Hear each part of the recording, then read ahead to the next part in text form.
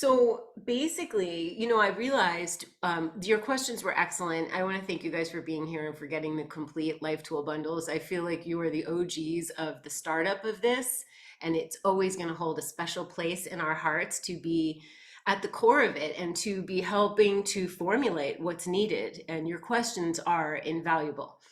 So I realized that when doing, I was obsessed when I come across something that is such an incredible life tool that it helps me so much. Like it's the biggest light bulb moment, and you're like, everyone needs to know, people need to know. That's happened in my life with feng shui, with raw food. It happened with the North Nodes. It happened with, for real, astrogeography. It changed, all of these things changed my life. And when you come across a tool and you teach it and you share it, you're not aware of the next thing that you're teaching. So that at the end, and after doing years of sessions, I'm like, there's like a package here. There's like a formula. There's a formula to be able to do what I do intuitively and psychically that will bypass it, fast tracks. I believe that we're all intuitive. I believe you guys all here are, and that you are plutonic in that you're like, what needs to be changed? Let's change it. We are actionable people. And what I realized is that where have I shared what the trifecta is, why this ties in, how it ties in with the natal chart, how to look at astrogeography, not just from an astrogeography standpoint, but to be able to say, well, it's more important to say, well, what do you need? What do you need? And then let's look at what we can do. Okay. So I want you guys to know that it is, the approach to this is very uplifting. It's very actionable. There's nowhere in the world that you can't go, just like there's nothing that you can't do in this life. When you know your challenges or challenging lines, you can navigate yourself. And that's what's important. Like it's a case by case basis. And there's certain things that you can find or that will come to you in the natal chart or in talking to someone that will give you a clue as to what's okay for them, which might not be okay for somebody else.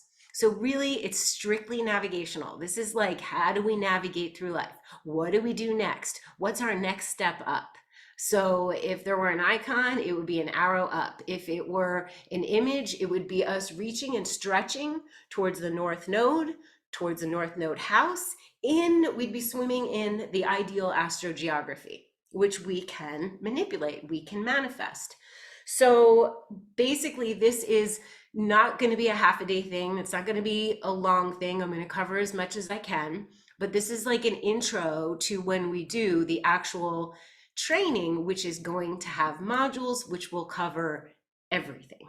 My tips and tricks, the stuff I use, how I set up, how I look and read energy, how I use my intuition, how and what, and all that stuff. So for today, there's about, 14 questions that came in via emails, 14 or 15. I'm going to address them. And then we will open it up for Q&A for whatever you didn't understand from what I said, or if you have another question. And that's how we're going to go. So first I wanted to start with, and welcome, whoever's just joining. And I'm really, really glad you're here. So this is the OG group. This is us. We are the core. So now I want to share my screen. And we're not going to look at astrogeography. We're going to first look at, I want to explain the trifecta. We have Michael's up. Michael is so sagacious. And that is, I like to think of a word that describes people, an uplifting word that you can anchor into and go, yeah, that's it. As long as I keep striving to be that thing, which is so great in me, pick the favorite things of the best words so that you can, like, whenever you're dipping, you're like, that's me, that's what I'm doing. So the midheaven, usually I start with the North Nodes, but for Michael, I'm feeling the midheaven. That's how we use our intuition. We don't always go according to the book. Michael is so sagacious. He is always learning Kabbalistic astrology. He's always learning how to incorporate new things into his bag of tools so that he can help people. And he's legitimately traveling around the world, helping whoever is in his path. extremely intelligent, extremely kind and caring, and extremely wise, and always learning. So I'm going to point out the trifecta. What I'm talking about is his midheaven. Does the midheaven is up here, as you guys know, and the Imam Cheli is down here. Midheaven Sagittarius, major, because it's your life's legacy. If I had known this when I was younger, I would have started my YouTube channel way earlier. Okay. I was like, wow, that's kind of important to know, because it's the thing, it's your legacy. It's what you need to do before you leave this planet. And it's what's going to give you a lift when you do. It's how you show up in the world. And it's not only career, it's literally like when you leave the house, how people see you, your hobbies, how you show up at your local community. So Michael Sag, he's got his North Node in Libra, and he has it in the house of Libra, right? Down up here. Are you guys seeing my chart? Yeah, okay. So when you tell, the trifecta is so important because the North Node literally describes your Dharma, what you need to do to balance out all the stuff that you've become bottom heavy in past lifetimes in the beginning of this lifetime. I want everybody to know that we get to be both. We don't want to throw away, we don't want to throw away Michael's fiery nature and ability to get things done and do things for justice. Like that's where the passion comes from, for things to be just and kind and harmonious. So Michael is actively being in partnership with others. He's in partnership with me to do this webinar. He's partnership with me. We're not going to get too detailed, but he's got the sun there and it shines a light on the other person he's working for and with, which makes him an excellent reader. So reading, working with another, helping them shine the light, sharing, teaching, communicating. So with this trifecta, the Dharma, the North Node's your Dharma, the house it's in is the arena you're supposed to be being your beautiful North Node self in, okay? So for Michael, we could say it's balance and harmony and focusing on being in partnership in the house of contracts, partnerships. And remember that partnerships are not only love and romance, although they are counseling others or being counseled, okay? So this is a double up on the North Node. He's got a double up on being Libra, step away from, too much me, doing it myself, and which would lead him to feel isolated. And he's doing it, right, Michael? You have Yes, anything you want to say about your chart? definitely. No, I love it. And your insights are so deep. It always brings me new levels of thought. So I love it. Thank you. Thank you. I feel the same. So this is interesting because this midheaven is it's faithful, joyful, optimistic, and at his roots, you get to be your roots. You don't want to just be out in the world, right? You want to go home too. You have to be home. You have to go home to rest, and then you go out in the world. And who he is at his roots is Gemini, and he is the best fact collector. He's always studying, collecting facts, and then he's turning it into philosophy and meaning for us in the world. So does anybody, I want to make sure everybody understands how important the trifecta is, just because it is literally the fast track to get to know life direction, where to be, what to do. If when I do astrogeography or do any reading, I look at these points, because then I know, Venus rules Libra. So Venus is going to pull, in astrogeography, Venus is going to pull Michael into his North Node. Obviously, a Jupiter line's great for pretty much everybody. Each line has its own, like, if you're too much this, maybe you don't want that. But Sagittarius is ruled by Jupiter, so a Jupiter line would be extra, especially a Jupiter midheaven line, okay, in astrogeography. So what do you think, Michael? Should I step into the questions? Yeah, if anyone has a question, maybe they can raise their hand about the trifecta. I mean, Yeah, because that's important, the dharmic situation of this. Are there any questions on that yet? see Daphne, if you want to unmute, or if I can unmute you. I think, Daphne, you have a question at the bottom of my list that I'm getting to. So if it has to do with that, I already have you. Yeah, no, I love that. Thank you so much. No, just if you can just elaborate a little bit further on that for me in terms of the trifecta. Okay, so I call it a trifecta because it's the 3 points I have to look at before I read for someone. It literally is like a triangle. There's the north node sign, that's 1 point. That's half of the equation of the north node equation. The north node sign is the who and what you need to be to balance out the south node personality that's come in strong. It's heavy, it's bottom heavy, right? So that's one major point. The other major point is the house placement. You can't know enough about yourself if you only know your north node sign. Okay. So the other point of the triangle is the north node house. And then the other point, which everybody wants to know what they're here to do and be, and how to show up on Instagram, or how to show up to their community, or how to make money or build their legacy or be personally fulfilled in the world before they leave. That's the midheaven. So they make up 3 points. And that's why I call it the trifecta. Dara, do you want to pull up Lisa's chart as another trifecta example, just so people get more clarity? Sure. Before we move into the questions, I think.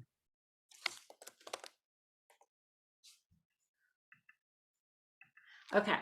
So this is somebody I know very well. And her trifecta is the North Node in Gemini. Okay. The more you practice this, the more you'll know. The more you practice, the more you'll know that if your North Node's in Gemini, your South Node's always in Sagittarius. It's just practice. So her North Node is in Gemini. She could get ants in her pants and want to leave Los Angeles, and she doesn't. She stays local. She's involved locally. She works all different kinds of jobs. She is in sales. She is acting. She caters weddings. It's very Gemini, going all over the place. Her North Node is in the third house of Gemini. So she is to be someone who does sales or is very personable locally and in the house of staying local. Okay. And she's doing that. I really thought about the term for her and for this North Node and this house placement as live like you're traveling. And she does that. So that is the third house. And then her midheaven is Capricorn, and she works for herself as an independent contractor, and she often finds herself in managerial positions. So she is doing her trifecta. So those are my two examples. I'm sure we're going to come across more. When you see someone being who they came here to be, it is glorious. It's happy. People want to work with them. If you are falling short in any one of these areas, if you are being south, as I call it, for the south node, you will feel like the world is passing you by. Other people are having opportunities, and what's happening with me? Wah, wah, wah. It's like a wah, wah feeling, like, ugh. And all you have to do is identify, and this could be a daily practice, by the way, and it doesn't ever end. It's not like you feng shui your house one day and you're done. It's not like you north node and you're done. It's a verb. You're doing it all the time. So this is the trifecta for her. North node Gemini in the third house with the midheaven in Capricorn. That would tell me when I look at her chart, if she's telling me she's got to travel the world, I would say, what are you uncomfortable about? What is it, how can we help you to be interested in things that are local? This midheaven takes practice. All midheavens take practice. They take building confidence. The more you do it, the more accolades you get, the more money you get, the more good you feel about yourself, the more you know that it works. For example, my North Node is in Taurus. If I only knew my North Node, I would be home, like I am a lot, watering my plants, wiping their leaves, making my tonics, having luxurious things all around me, being in nature. I do all of that. Huge thing to note, and someone else here has the exact same thing as me, is that my North Node is in the ninth house. And the ninth house means that I better not stay home all the time. Now, somebody once said to me, well, isn't that contradictory? Isn't that conflictual? I'm like, what do you mean? Because I never see things like that. I see it as just pieces to the story to put together to refine which direction to go in. So somebody could say, well, Taurus is so slow, and it's like the bull that doesn't want to leave the pen, and yet you're in the ninth house of foreign travel. What do you do with that? What I do with that? My answer to that is slow travel. If you've ever seen me travel, you'll know that I get an Airbnb, not for a day. I'm not running around like a chicken with its head cut off. I'm going slow. I'm stopping and I'm going shopping at the local market. I'm coming home and I'm making food. I'm kind of traveling like I'm living, opposite to Lisa. I travel like I'm living there. That's how I do it. And then it works because I'm getting to know the culture as if I live there. Okay. Then my midheaven is in Gemini. Oh my God, I can't tell you how much that helps me to know, because if I start to feel down, it happened yesterday. If I start to feel down and all of a sudden I get inspiration to make a video and I hop on and I share messages, I'm automatically transformed. It helps me, it helps other people, because the midheaven is what you're here to do to help humanity. And it also helps you. So it's essential to know these three things. If you're reading for anyone, if you have a child, if you have a partner, you can help them know when they're being in their south node. You can help them know when they're being in their south node house. You can help them know which direction to go for career, how to present yourself, what words, what images, what colors, what symbols. So in the life direction specialist training, I'm going to be giving all these specifics. I'm going to cover the houses. I'm going to cover everything that I do that's going to be really helpful, but this is going to be a start. So does anybody have any questions on, you probably are like, wait, what about like maybe the opposite signs and this and that? And I'm happy to answer that at the end. I'm happy to tell you how to practice learning these. For me, I draw the symbols. You know, when you start, you're like, what's that symbol mean? And that's what is, oh, Capricorn. You may not know that Capricorn midheaven is ruled by Saturn, right? So you have to get familiar with the sign symbols, the houses. It's very simple. The sign symbols, which planets rule which signs, and the houses. That's a start. Okay. But the North Node sign, it's always the opposite. Like, for example, Lisa's North Node is in the third house. Anybody's North Node in the third house automatically makes their South Node in the ninth house. That's the ninth house with an undertone of Sagittarius, ruled by the planet Jupiter. You just need to practice. Get paper and pen out, okay? So that is the trifecta. It allows us to quickly, the new paradigm is about getting things quick. We're not supposed to lie down on a Freudian sofa and process things forever. We don't have time for that. Nobody has time for that. The world doesn't have time for that. This is an emergency. The people who are going to get it want to get it. This whole world is turned upside down. And now everybody gets to do, that was my hit when it all happened. Wow, people are going to stop doing what they're not supposed to be doing, just cycling on a hamster wheel, and actually have time to think about what would make me happy. And that which would make you happy will make you money and will give you satisfaction and gratification. So that's my thing on the trifecta. And I'm going to move on to the questions. Did I cover Lisa okay? Yeah, we just have a few questions. Maybe I can say, C's Is there asking. anything that I'm happy to answer? Yeah, C just is asking about maybe if someone has a lot of planets in a South Node sign. We'll cover this more in. Yeah, that's a little advanced, C, but Yeah. basically you guys can know that if you have, the North Node acts like a catalyst. So let's say your North Node is in the, let's look at Michael's. Well, I'm just going to explain it. So if your North Node is in the third house, and let's say you have a planet next to it, okay? Let's say it's Venus, or let's say it's Jupiter or Saturn. The North Node boosts the energy. I look at it like a piece of moldavite. Moldavite is one of the most powerful stones there is. It acts as a catalyst to any stone you wear with it. So this, if there was the sun here, the North Node would just boost the sun, okay? It could boost Saturn, but it actually helps whatever's there. The South Node, she's got Neptune here in the South Node, in her South Node house. Do you understand? Like the North Node's third, and then the opposite house is the ninth, just right across the road there. The South Node isn't pictured here, but this is where the upside down headphones would be. And this is, it makes like a hole and it lessens the impact of whatever's there. Okay. So if Venus were there, it would lessen the impact of Venus. It lessens the impact of Neptune. It becomes like a little bit more diluted. So that's the most I'm going to say on this because I don't want to get too confusing. We will cover that and more and many examples when we do the training. But for now, don't worry about that. You really, what I would focus on is making sure you have all the other stuff down. I know C knows this stuff. So C, I hope that helps. North Node's like moldavite and the South Node house is like a hole. Great. Okay.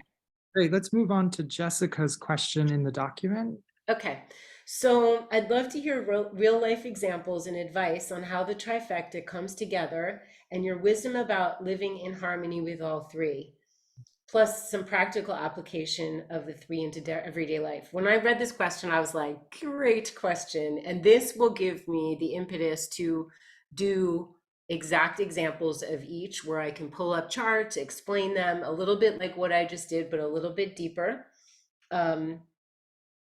I think I covered some of it. And practical application is one of my favorite things to do. So as we go through, I'm going to give practical applications for certain questions. I can give you an example of mine. Practical application of Taurus is lighting a beautiful beeswax candle. It's pinks and greens. It's luxurious fabric. It's not fast. It's not fast fashion. It's kind of slow. It's slow cooking, slow food, being in nature, sharing nature, whatever our North Node is, both sign and house. Not only are we supposed to experience it, we're supposed to be sharing it so that other people could be like, I want a little bit of that. This is why it's important. And it's so great you guys got all of them, because I may want some of somebody else's North Node. I may realize that that's a nutrient I'm a little bit missing. We have all the signs in our natal chart. They're all part of us. We're all related. And it just won't be so hard for me to activate. Like if someone has an Aries North Node, it won't be as hard for me to activate it. It is for them, if that makes sense. So if, does that make sense? If you find that somebody else's North Node is appealing to you, it's not going to be that hard to incorporate the things. When it's your North Node, somehow it's scary. Like there's like, I can't do that. It looks selfish. Oh, I can't do that. It's scary to travel alone. Oh, I can't do that. It's so boring to be local. Gemini. It's scary to, if you have Sagittarius North Node, like, I got to make myself travel because I'm so comfy in my local environment, or I got to take somebody I know with me. It's scary to do our North Nodes. But when we see somebody else doing it and it looks beautiful, like I'll have some of that. It's like a menu. So second question, Marlo. This one, okay, why do we use the travel option? So what for astrogeography and not the local on astro.com? So this is a future in the training. I'm going to be discussing and discussing the different types of astrocartography, why I call it astrogeography. I'll be discussing local. I will have the help of an expert with me who knows about all different things.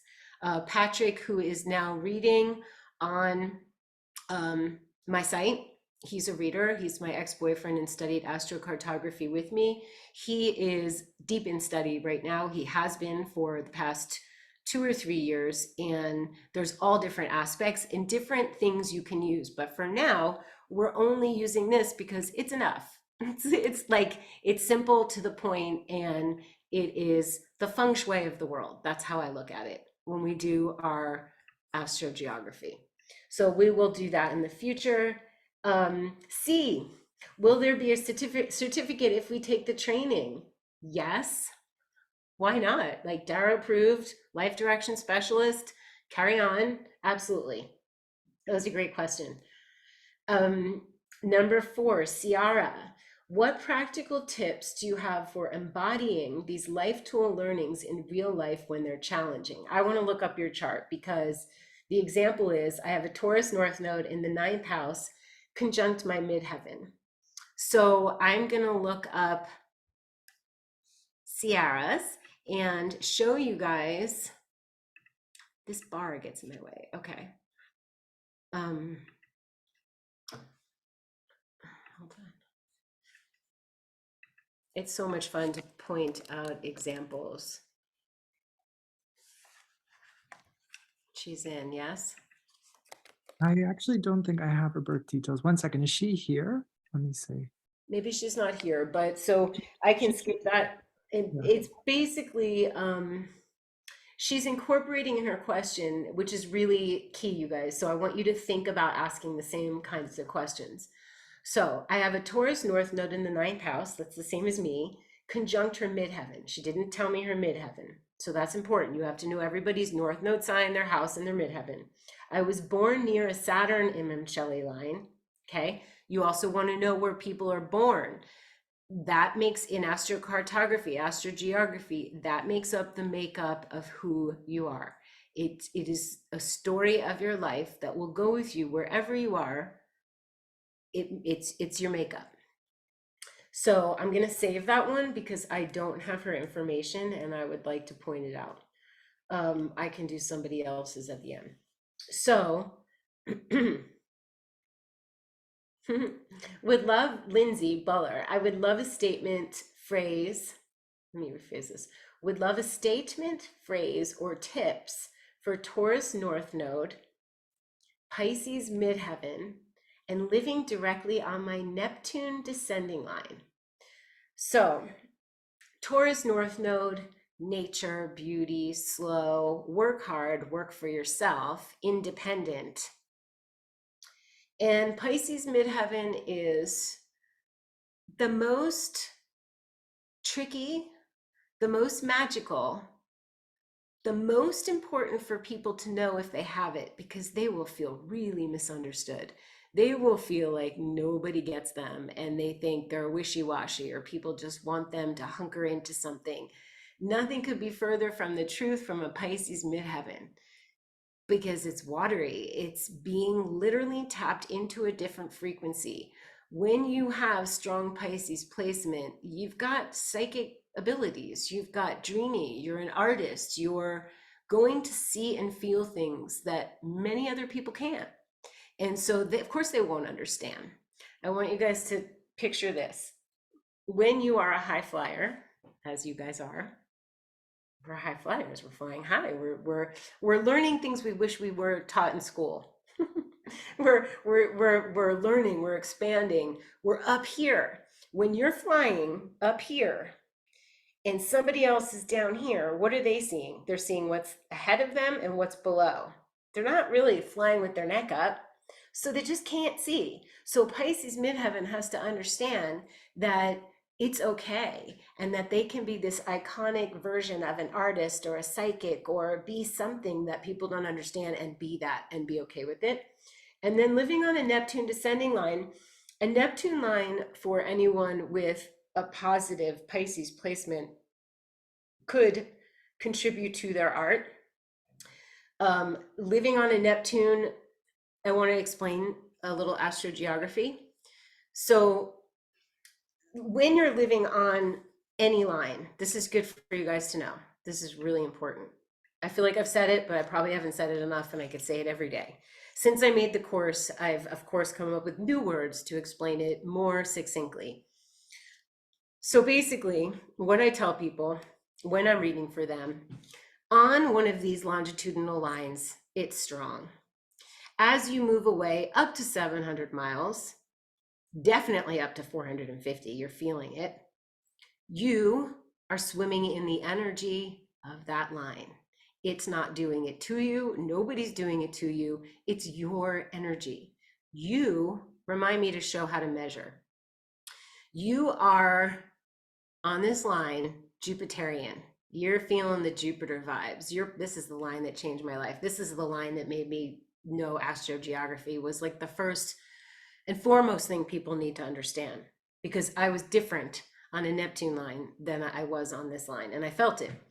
So you're swimming in the energy of Jupiter. Because it's a rising line, AC, you're just projecting out Jupiter, and that's what people are seeing. There goes joy, there goes optimism, there goes faith, there goes somebody that just expands, okay? Because it's a rising sign. If this were Jupiter descending, you'd still be swimming in the Jupiter energy. You're projecting it out. Nobody's doing it to you, but the energy comes back to you from another, from a partner, from a friend, from counsel, to back and forth. So descending is in relationship to another. If it were Jupiter midheaven, you'd be swimming in the Jupiter energy. You're seen as Jupiter, but the world sees you that way, and they reflect it back. So on a descending line, a partner's reflecting it back. That's why I call it like the investor line, or it's the line where you could marry somebody with money, or literally I've met people, I've done sessions for someone living on, who've traveled all over the world, and he was like, I got investment on my Jupiter descending line. So that's blessings and opportunities from a person. Friends, business partners, Jupiter midheaven, which is what I experienced in Lisbon, and I was 450 miles away and I felt it. I was traveling on a Neptune line in Greece. I was dunked underwater. I was having the hardest time being seen. I was like having past life experiences and visions, and it was so Neptunian. I literally was like, I could care less about my career. I'm going to give up. I'm going to float out to sea. Who cares? It's not really important. Like, I just lost all sense of like my Jupiter, like, let me share this. Let me share this. This woman kept saying, go to Lisbon. And I was like, well, it is kind of close to my, she's like, there's raw food, there's this, there's that. I was trying to make my North Node course in, I was trying to make my North Node course in Greece. I figure, well, I'm going to navigate, I'll ride the waves, I'll tap into the spiritual energy. That was all fine, but I couldn't get it out in a functional way. I couldn't answer emails, forget about it.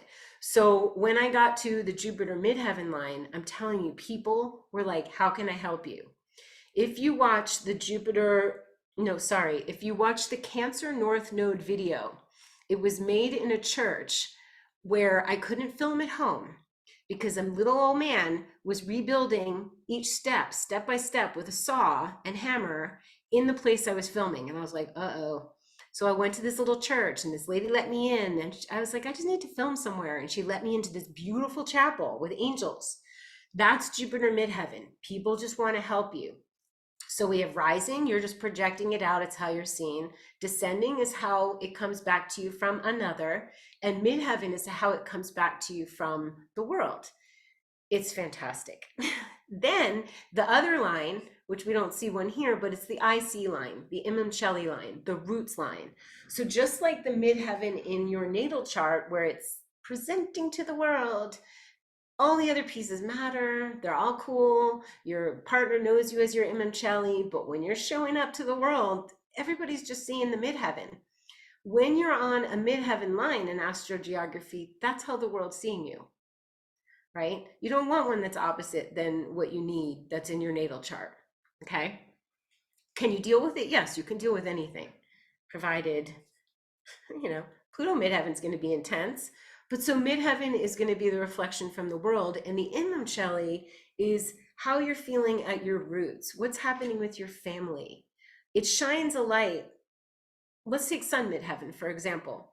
You have sun midheaven and you are seen. People see you. And by the way, you could be on or near your sun midheaven line, but that doesn't mean only the people around you. When you're on one of these lines, the world, the whole world at large is feeling what you're experiencing, right?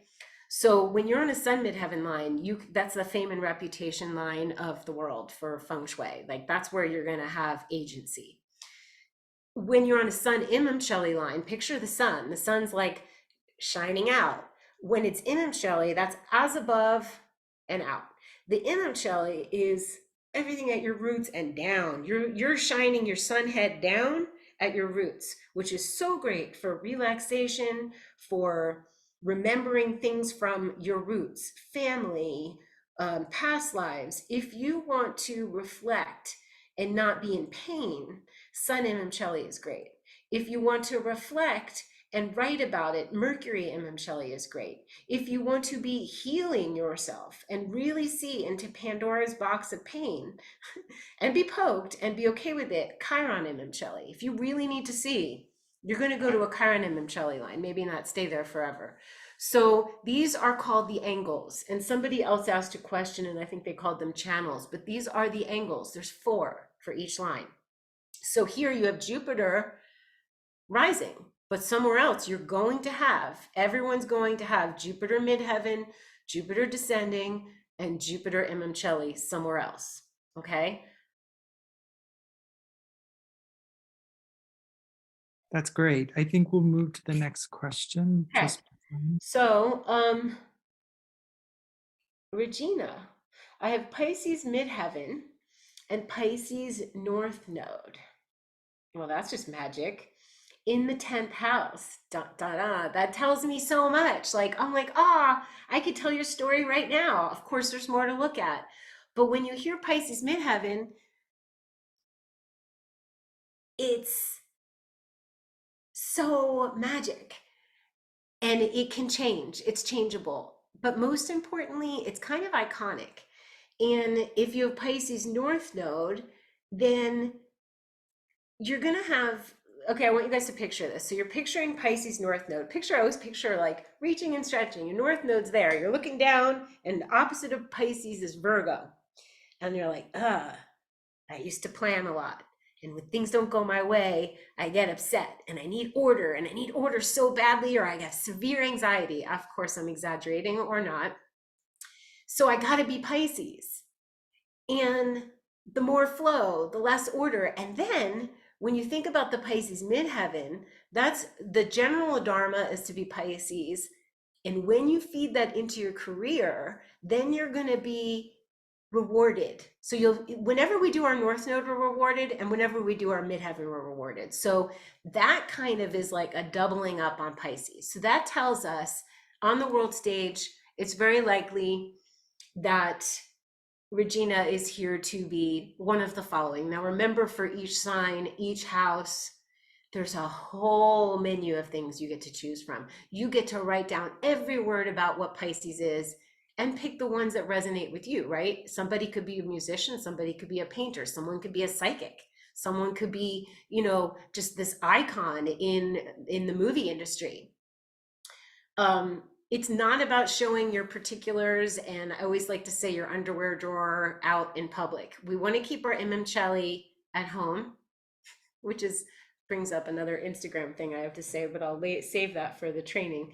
But basically, that's doubling up on the Neptune, and I mean Neptune rules Pisces. And what the 10th house tells us, you guys, is that it is time for Regina to make a business out of her psychic or artistic nature. Anytime you have a north node in Capricorn, a midheaven in Capricorn, a north node in the 10th house of Capricorn, that's telling us that you know how to nurture. You're intuitive. You come in with a whole bunch of Cancerian intuitiveness, but you can't just stay at home feeding people. You have to make a business, and you have to get out in the world. great. That's great. Lindsay. Here we go. We got another Pisces midheaven. How beautiful. I'm passionate about this energy, all of them really. I mean, I love them all, to be honest. But the any statement, phrase, or tips for Taurus North Node, I can rattle off tips at the end. Pisces midheaven and living directly. Did I cover this? Neptune, it sounds familiar. Yeah, I think you did. Sorry about that. Yeah. Okay, no, I did that. I reread again. Anyway, Neptune descending line, I just want you guys to know that Neptune on the high side is very spiritual. I met Bracha Goldsmith, the YouTuber. She doesn't meet anybody, but I had done some sessions with her. I ended up in Greece. And I was like, Barbara, I'm on my Neptune line. I couldn't get to see her on time. I didn't know how to navigate myself. I was so tossed and tumbled and lame is really like I was having a hard time. And she reminded me, well, Dara, it also is your spiritual family.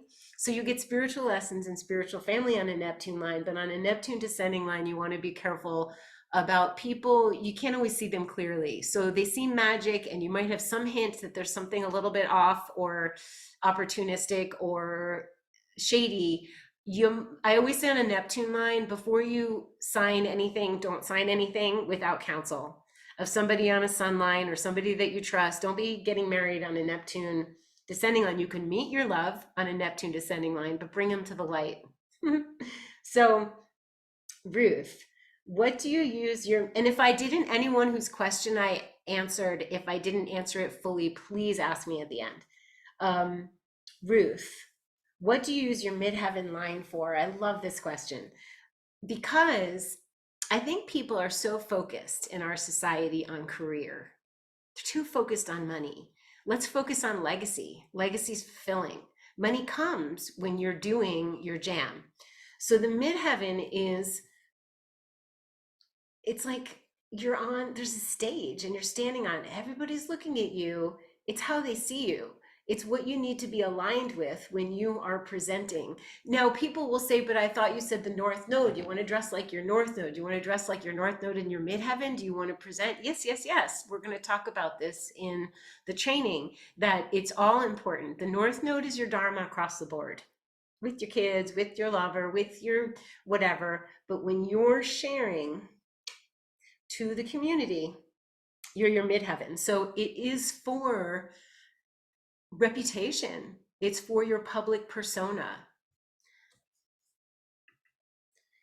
Monica, how can I best prepare a coherent and insightful report for a client based on the life tools? Now, the word report, I guess reporting in person, I always recommend I recommend Zoom. You can record it. You give a lot of information people need to watch again. It's a lot. It's a lot for us right now. Can you imagine somebody who doesn't know? So having a Zoom recording where you're pointing things out is great. Can you give a report? Can you guys be who you are? You're going to learn how I do it, but you're going to have things to add. So you may want to add a report. You may want to add a piece of art. You may want to suggest gemstones to wear. You may want to actually do reports instead of reading. Like, there's no limit to the way in which you can do it. And I'm going to tell this story now, and I'm going to tell it again later on, is that I don't want anybody to think that they can't do it because they don't have my gifts. Because you have gifts I don't have. Like, you know how to do things that don't occur to me. Michael has a bag of beautiful information, like human design and Kabbalistic astrology. And he told me my God name in Kabbalah is let go, which matches my Vedic reading of I am expert at the art of detachment. All of it is good information. And I want everybody to remember that what lights them up and what their gift to it is important. So for example, I went to do feng shui for, I was passionate about feng shui. When I heard about feng shui, I like stood up in my chair. I was like, oh my gosh, like I learned from my teacher. It's very important to honor your teachers in no matter what you do, because it's like honoring them and thanking them for the energy passed down and the information passed on that is not ours. It comes to us. We transform it, we share it. So Carol Cannon was this amazing teacher. I loved her. And when she said in class that a shaky headboard could lead to a shaky marriage, I like got out of my chair. I was like, oh my God, that's me. That happened to me. And feng shui felt like something that I had done in many lifetimes. It came naturally. There was finally a name to something that I always did, and yet there was more to learn. So when I started to do, I was about to do a session, go to someone's house, which I learned is not the very best for me, unless I'm filming it, because that's my Gemini midheaven. If I'm sharing and have an audience, I can do it. Basically, I was petrified. I was like, I don't like to measure like Carol likes to measure. And she was very like exacting and, you know, very business. She had like kind of like a corporate air. Amazing. My friend said to me, but Dara, does she do what you do? And I was like, no, I do aesthetic feng shui. I do intuitive feng shui. I can walk into someone's home and I beeline to where the energy's stuck. I can like find things like what's behind there, and then they'll tell me there's something that is like, oh, maybe you don't want to keep that there. But there's so many gifts to give to any of these tools. So I want you guys to remember that. So report, I don't know exactly, but we're going to address that. Um, what does it mean if someone has an ascendant in a certain sign, like Pisces, and lives on a Neptune line, and Neptune rules Pisces? So it's going to do its Neptune thing. It's going to make you seen. Your rising sign is kind of like your what you're wearing, what you're showing. It's just going to enhance Neptune, and hopefully it's good. It's appearance, right? So everyone born, this is a great question. We're going to go deeper in training for this one, but this is a good thing to know. Everyone born within the same 18 months has the same North Node sign, separated by a certain amount of years. So 2.5 years and a certain amount of years goes by, and then there's another bunch of the same North Node. So my best friend Vicky has a Taurus North Node. Vicky and I couldn't be more different. We're a lot alike though in our challenges, relationship challenges, whatever. There's a lot of similarities, but Vicky has a different North Node house than mine. Vicky has a different midheaven. Vicky has different aspects in her chart. So the North Node's a starting point for what you must do. It's basic. So everybody's different, and we're going to look at the charts. So Desislava, we changed the time to make sure that she was here. She's in Germany. Understand the relation of the above with sun sign, rising sign, to understand more clearly the differentiation of Sagittarius and Gemini in communication. I wanted to cover that one because we have a lot of, so this is interesting. So let's say someone has a Sagittarius North Node or a Gemini North Node or a Sagittarius Midheaven. They're very, that's one of, these are all axes, A-X-I-S. So the North Node, South Node is an axis. North Node, always opposite sign is the South Node. North Node house, the opposite sign is the South Node house. The same with the Midheaven. So You want to pull up Desislava's chart? I do. Great. I imagine she's okay with it. I'm excited. Okay, so here we go. Here we go. So first we're going to look, so we always look at the North Node. Everybody just always, your eyes just always go there first. Obviously the sun sign's important. We got to look at the sun. She's got the Cancer moon like I do. Sun, Libra, balance and beauty and the arts and harmony. Moon in Cancer, highly intuitive. I'm moody. I'm not going to speak for anybody else. Mercury in Libra, how you communicate. Venus in Libra, how you love, what you're attracted to in beauty. Beauty, beauty, beauty. As you can see, she does the arts. She's always beautifully dressed. Mars in Aquarius, how she goes out to the world in a new and unique way. But always, you guys, we look at obviously the rising Aquarius, innovative. She is innovative. You are innovative. This is support. This rising in Aquarius supports her North Node, true Node, true North Star in Aquarius. And means she's been a queen in a past life. Her Leo South Node, rock star queen. If she uses it to benefit others, which she does, young collectors. Desislava, would you put your Instagram in the, I want people to see what you do because you're really doing your trifecta. North Node in Aquarius is innovative. And she's very magnetic. Anyone with a Leo South node is extremely charming, magnetic. People want to do things for them. It is incorrect if they make it about me, which she doesn't. She makes it about the collective, literally the name. Then we have the North node in the 12th house of Pisces, that which is hidden, that which is, not talked about. Not everybody can delve into this house. Not everybody in our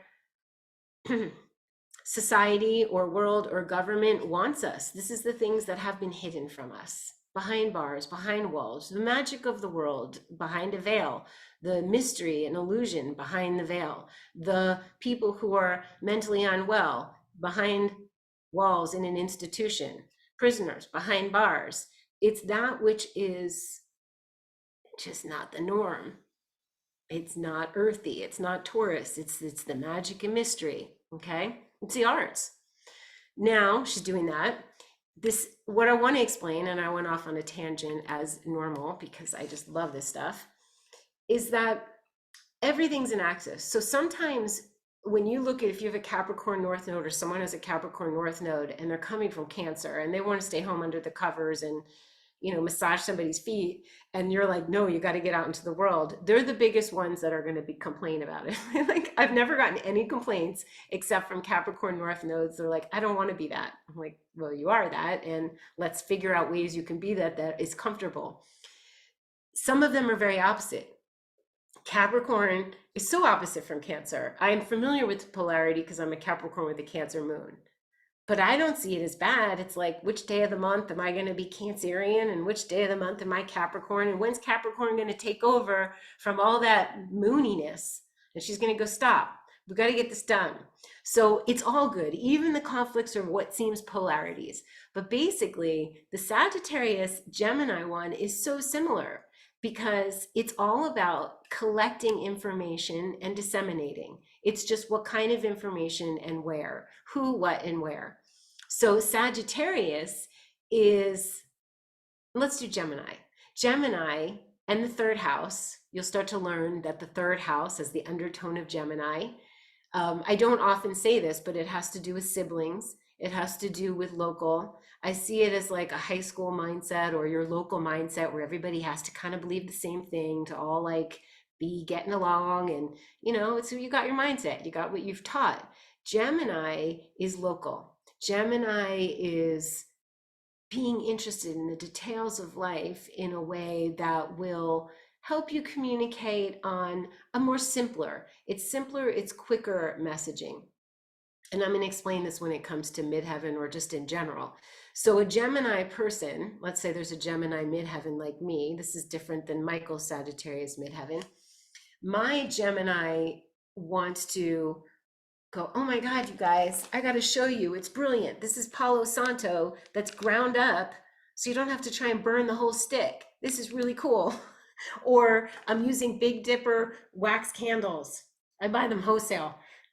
Or this is how I organize my markers, or moringa seeds, or whatever I'm sharing. It's messages, very quick. If it were on Instagram, it would be short clips. You would not do a long hour long on one thing, right? Maybe you could talk about a lot of different things. It's teaching people things in a way, it's either teaching children or teaching people in a way as if they're children, as simple. Like, I'm a liaison between people who've been studying reishi mushroom for 50 years and the people who know nothing about it. I'm going to make it palatable. I'm going to say what it does for you, and then I'm going to move on. Gemini is excellent at seeing what their audience is. You walk into a room, you realize whatever you prepared or we're going to talk about is above the level, so you adjust it, or it's too low, you make it, you're sensitive to your audience. Sagittarius is here to stand at the top of the mountain with orange robes or like the guru, sharing the facts that they've learned and turned them into meaning, into philosophy, into stories, into documentaries, it's interested in philosophy. It's Gemini's high school and below. Sagittarius is like everything you wish you learned that you want to know. This stuff is so Sagittarius. It's so expansive. So that is the difference. Both are obsessed with study and sharing. It's just to whom and with whom. Sagittarius needs like-minded, not like-minded. It needs to learn things to expand their own horizons. But I'll put it this way. In the past 4 years, the way I describe Sagittarius, midheaven, north node, it's a willingness to leave home, or south node. It was in south node, a willingness to leave behind that which is comfortable in search of a higher truth, be it academic or spiritual. So you got a family, a man, woman has the family at home, and you're like, I got kids, I gotta go. You're either going traveling the world or you're going to academia, into a world of people who you can expand your horizons with and for. You come out being the sage. Sagacious means curious. Gemini, being mercurial, is curious as well. It's just a faster energy. It gets bored easier. Sagittarius is a bit deeper. So if you have a Sag South Node, or someone has a Sagittarius South Node, or they have the 9th house as a South Node, they come in knowing a lot. Like, let's not throw out our South Node gifts, because Sag, like, has seen the world. It, like, a Sag child that comes in, a Sag South Node child or a 9th house South Node child will know, like, see what adults are doing and be like, that's not going to work out so well. Like, what are you doing? They'll be like, and they're just above their peers, not relatable. And there's a lot of wisdom that comes in. But for the Sagittarius North Node or midheaven would be easier. When you have a Sagittarius North Node or a 9th house, you kind of sometimes have to force yourself to go somewhere weird, like I did to India. And not that India is weird, but it was out there for me to go alone. But it really, and it was gorgeous astrogeography. So I hope that helps. That's great. I think we have a couple more left.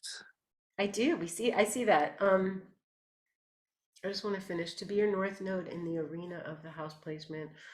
I want to address this. To be your north node in the arena of the house placement only or dominantly, they are equal. So I can say they're equal, but if you think about it, nothing's ever equal because it's equally as important. North node Taurus in the 9th house, north node anything in the anything house.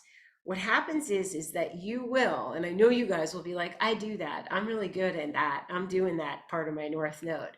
What we want to do is look for the parts that we're not doing. We want to catch ourselves in the not north noding, in the south noding. So at any moment, that's the fun part, is to notice when you're being south. And then it's not balanced. Like, it's only balanced if you're doing equal in both, but you might be deficient in your house arena, or you might be doing the arena, but you're not fully doing the. So for example, I'll give you an example. If I were, and I've done this, traveling the world with my ex-husband, and we're going all around the world, Papua New Guinea and Borneo, and I'm leaning on him financially. Think about this. Taurus North Node has to be independent. It is not okay for us to receive riches by helping someone else be powerful, unless there's an exchange, a proper exchange. Taurus North Node has to be independent. It doesn't mean you can't be in partnership. It doesn't mean that you can't receive blessings from another person, but it does mean that you need to at least have a bank account that you work and fill as a token, as independence. So if I only knew my North Node in the 9th house and I'm traveling the world, but I'm doing my Scorpio South Node in that particular relationship, because I will explain this more, it was definitely South Node, I would be not in the full equation. So the Taurus North Node and the house placement of 9th are so equally important.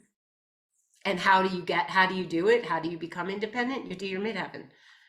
So now I'm going to move on to Nasib. Hi, I would like to learn how to put it all together and do readings for people. I can't wait to show you. I can't wait to show you what I look at first, what zooms out at me, how to read somebody's energy, how to speak, what to say, what to share. Oh, it's going to be so much fun. We will definitely, I will be sharing readings. Sure, I could share readings I've done. Faye, um, a bit confused at the moment about the house placements. I'm thinking North Node house placements. Need to review more of the material you've so beautifully made available. It takes practice. When I learned about it, I had to study it. I had to study it. Then I had to try and talk about it. Then it's almost as if you maybe start either telling someone else who's interested and explaining it to them, or nothing's better, no one's a better teacher than someone who's freshly learning. Like you're just fresh in it. And so it's a good time to start explaining it, to just listen again, and come back with a specific question next time. But it's all there. The basics are there. Maybe, what do you think, Michael? Do I need to understand the question more? No, it makes sense. And in the Okay. reader training, we're going to go much Yeah. deeper with the Okay. mental aspects. Cool. Julie, I'm very interested in what being born on a moon's node means. I gotta show you guys how to, Michael, remind me to show them how to measure astrogeography. Because I did an addendum in the course, but I want to show it again. In what being born on a moon's node means, as it seems in very direct conflict with the Capricorn North Node. So is this Jules? Which Julie? Julie Julie, Brown? Julie Brown? It's me. Hi, honey. I'm gonna look up your chart. I just want to see what moons node, because you guys, the moons node, not a lot of astrocartographers cover it, and I can't even tell you when it finally occurred to me how to explain it. I was so excited. Oh, so this is the chart. Very interesting chart. Really interesting. Julie's gonna help us. We're gonna do a segment, you guys, on living on a Saturn line and what that means. I intend to get experiential opinions from those who are living on the lines, because it could be very helpful, especially the tricky ones. But let me go over here and show you guys what a moon's node looks like.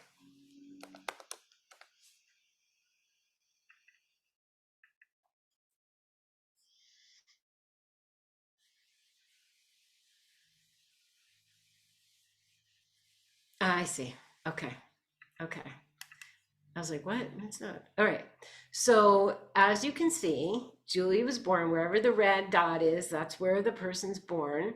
And she's literally born like riding the line, literally riding the line. Then there's Saturn midheaven. If you look at Julie's chart, you're going to see she has Saturn up at the midheaven. They go together, they're not separate. This dictates your astrogeography.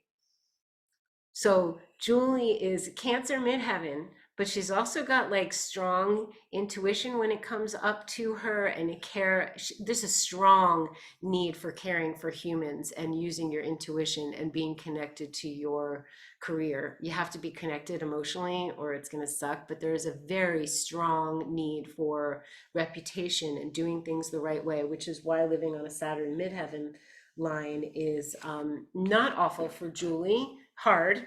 But anyway, let's go to, and you could see the moon's node is in her fourth house down at her Imamcheli. Okay. Now, what does that mean? Just like in the natal chart, the moon's node is going to tell you where you need to head to satisfy your soul. So Julie needs to really, I think I'm just going to explain astrogeography. It'll be easier. It's going to be hard to tie it in right now. That's going to come later. Okay, so a moon's node Imamcheli, when you think about it, it's the north node, right? And when the north node is at the Imamcelli, it's pulling you to, it wants you to, it will bless you when you focus on matters of roots and home. It will make you, it's quite conflictual or opposite, you could say, as having Saturn midheaven. Saturn midheaven wants you to work, work, work, work, work, work, be the authority, do things the right way. This is the energy that Julie will always have. She's always going to do things legit and right, and she's always going to work with people who are the best. And it's a very Capricorn, come correct or don't come at all energy for her career. Reputation is very important. But there's also this pull to pay attention to family and home. Okay, so a north node line, now she happens to be born on this line, but let's say you visit or look to a line, if you have the moon's node, this is really complicated for this particular thing. I'm just going to give it a little bit. Basically, a moon's node rising will make you comfortable with being independent. A moon's node descending will make you focused on relationship. The moon's node midheaven, and these are all faded kind of magic moments. The moon's node midheaven, which I'm going to visit in Austin very soon, is the moon's node midheaven is going to give you faded events and people that will lead you to your higher purpose. Higher purpose is midheaven. The moon's node Imamcelli would be like faded things that lead you to home and roots. And the descending would make you want to be in partnership. And if you need independence, let's say you have a Libra South node and you're always worried about other people, and you know you're too, and this is for anyone, like it's not just your South node. If you're just feeling like you're just always worried about other people and you need to be more independent, a moon's node rising. If you are too independent, like, or you have a lot of Aries South node stuff, like Michael, then a moon's node descending will make you focused and help you towards partnership. Yeah. That's it for now. It's a lot for now. That was like an advanced nodule, but I think you guys can get it. Jessica, it seems my astrogeography is complicated. I'm not seeing any lines for love and relationships. They have to be there. They may be in the water. They may be somewhere you wouldn't go, which leads me to the armchair astrogeo travel. Every time, I can't go to India tomorrow or today, but every time I want to feel my astrogeography lines there, which are Jupiter, the moon, and Venus, I make Indian food. I throw in some curry. I make a chai. I listen to Bollywood. I watch a movie. I get lit up when I see a person from India or hear them speaking in an accent or their language. So you can access your Venus line, which is love. And we're going to go into this further, but depending on where your Venus is in your chart, you'll know what to look for, you'll be able to help people in love. So for example, if you have Venus in Aries on a Mars line, Mars descent, it could like fire up your passion and make you meet somebody. Or you have Mars is what you're attracted to in the opposite sex. If you're a woman, it's what you're attracted to in a man. Or if you're attracted to masculine energy, wherever your Mars is, that is going to be, you want to find somebody who's like that, the energy of that sign. So I have Mars in Libra, somebody who's fair and balanced. So that's ruled by Venus. But if you have Mars in Aquarius, then being on a Uranus line, which rules Aquarius. So we're going to go into all of this, and it's really fun because you can dial it in specifically for yourself or for someone you're working with, which line might help them. It may not be the classic Venus line, although the classic Venus line is Venus descending, and it is the lover line. And I've had many, many people tell me, oh my goodness, I've always been attracted to that type of person. When you tell someone new information about a place they didn't think of or an idea, you're opening up a portal for and with them. Like if I say, Australia is amazing for you, you've got Venus there, and you're like, huh? And then you're just walking around wherever you are and you hear somebody with an Australian accent, you're going to be like, wait, is that, that could be your person. So we're expanding horizons. We're never contracting. We're never saying, don't go here because of here. We say, go there, but if you go there, watch out for X, Y, Z. And if it gets weird, leave. But you could experience this because of your natal chart and because what you need in this moment of time. So please, everybody, know that intuition rules. Intuition trumps any of this academic information. The academic information helps us navigate, and it gives us inspiration. Like, ooh, I want to go there. I want to go where my Jupiter, then go. But if you keep hearing that you're supposed to go somewhere, you go, you get the medicine. You can't avoid bumping around and making mistakes in this life, or going to Rome like I did, even though I was headed back to a Neptune line, which I don't like. And I went back and I got past life information on something that helped me in this life. And I wouldn't have been able to move through it as beautifully unless I went there. So that is, I don't know if Daphne's here. Daphne's question is full. I got Liz. I'm living on a Saturn line. You and Julie are living on a Saturn line. We're going to have a special episode for Saturn, Pluto, tricky lines, maybe even Neptune. Moved across country to be caregiver for my mom with dementia. I'm sorry to hear that, honey. Just, is it a Saturn Imam line? Maybe you can answer in the chat. You don't want to lose your dreams in the process. I've been a massage therapist and photographer with a bit of a stuck relationship with earning potential. Okay. You know I got to take a peek at your chart. Don't want to miss out on taking care of my future while helping my mom in the present. That's beautiful. Let's look. I can't wait to tell you guys how to get started, like how to, you know, what to do, how to chart, all the whole stuff, because you're really going to be helping people. Those of you who would like to do this for real. You're set with the tools. We just have some stuff to talk about. So that's the astrogeography. That is not, well,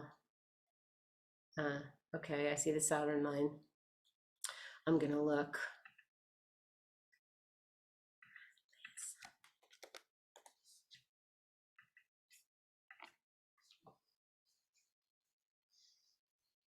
Like, we got another Sagittarius midheaven. We got Capricorn North Node. Okay, here we go. We got this. Sometimes I have to say things that are not easy.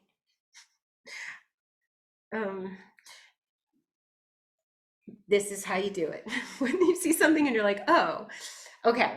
So if you watched the Capricorn North Node video, and you all need to watch the Capricorn North Node video and the Cancer North Node, the Capricorn North Node is the hardest, the most complained about, because Cancer is home and comfort, and you're good at nurturing, and you're good at doing the caretaking. It is opposite what you're supposed to be doing, because Capricorn, it's the axis of the provider. It's a similar axis, a similar energy of providing, but Cancer provides home and emotional comfort and food and all the things of moony mommy-ness. And Capricorn's a provider, but it's more of a patriarchal type. Like, I'm going to get the money so we can pay for the food. I'm going to get the money so we can pay someone to do the home things, or so I can provide for my family or for my business, for all the people who work under me or for me or with me. I've had sessions with women who've been called home to take care of a parent with an illness. And sometimes it's hard because there isn't enough finances to hire somebody to do the delegating of the care. But I'm going to give you something to think about, that it is important to know that you can do your South Node.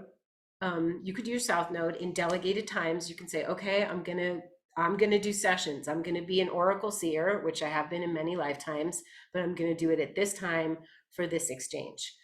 And I'm aware of it, but I don't do it all day long, all over the place. I'm not just helping people. I have to stop myself, actually. Everything we say when we're helping someone, we're like, oh, I need to remember that. So the best thing you could do is trying to get some help, because your dharma is to delegate and to provide and to work so that you can pay maybe a kid to help you take care of your mom. That's what I'm going to suggest. And I don't even know if that was the, you need to be in a good relationship with your earning potential. That was beautifully put. You need to be, so this is where our journaling is going to help. We're going to help you guys. This is a great life tool for this one, because we're going to, I want you to show up, Liz, because this could be a great example of how to shift this energy, and visualize what you can do to shift it. You cannot lose your dreams in the process, because you're using all the North Node words. I don't know if you know that, but caregiver is your South Node. You were a caregiver. Being the provider for someone else to help you care is your Dharma. And you said the word dreams. Guess what, you guys? Her North Node is in the 11th house of dreams and visions and doing things in an innovative way. You could come up with a model of how people can care give without it hurting them. It's a very important topic. Philosophies around it. I would start looking to how other people are doing it. But this is a big, so the North Node in Capricorn tells us that Liz is here to do business and make money. In the 11th, and be out of the house. And her whole chart is up here, I mean, mostly. And the 11th house is doing things online, apps, new ways of doing things, dreams, hopes, and visions, helping humanity. So whatever you're experiencing now, and I'm going to stop in a second, but whatever you're doing now, and whatever anybody's doing now that is hard, is information to help others. Something you're experiencing that's hard is happening for a reason, so you can understand how to formulate a way to help the world at large, which I will tell you is definitely your jam, and probably teaching about it and sharing your wisdom. Boom. Mic drop on that one for now. So I did all the questions. Didn't I? But I want more. Actually, I love the questions. So if anybody needs me to clarify or wants to say something, shout out. I'm gonna have a sip. Does anyone need a break? We're gonna take a 2-minute break. Nobody needs a break. I don't need a break. I could do this all day. Should we have people raise their hand if they want to unmute? Raise your hand if you have something you want to say or you have a question. Jamie's in the house. Oh, now I can see everybody. Let me look at the whole view, because I didn't want to, I was going to get overwhelmed, but I want to see. Oh, do I have to stop sharing in order to see everybody? Yes, I do. I want to see everyone. Okay, hi everybody. Okay, cool. So Jamie Love is in Australia. Yeah? Yeah. Go ahead. Yes, Brisbane, Australia. Dara, I've studied the North Nodes and the Midheaven with you since the course was created in 2019. And I've used it so much with, every client that comes through my door. Even if we don't specifically talk North Node, I already know their information in the back of my head. So, whatever problems they come to me with, whatever they want to transform or release or empower themselves with, I'm like, oh, this person's got Cancer North Node. And I know the Cancer North Node is in the 10th house and they're working in real estate. And so I'm already piecing all of this information together in real time.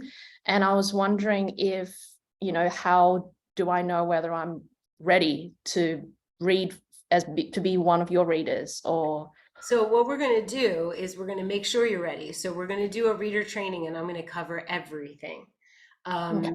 And then you will be ready. You will be absolutely ready.